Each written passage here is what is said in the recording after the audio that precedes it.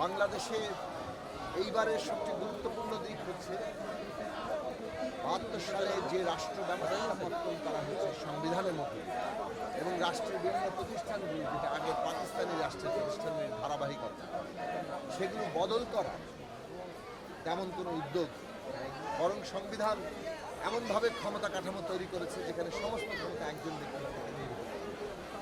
৫৩ বছরে অনেক লড়াই হয়েছে, ৯০ সালেও লড়াই হয়েছে, কিন্তু এই যে সংবিধানের ক্ষমতা কাঠামো বদল, রাষ্ট্রের প্রতিষ্ঠানগুলোর সংস্কার এবং তার মধ্যে ক্ষমতার ভারসাম্য আনা, আইনের সংস্কার করা, এই প্রশ্নগুলো রাজনৈতিক সংগ্রামে আমাদের কেন্দ্রীয় বিষয়ে পরিণত হয়।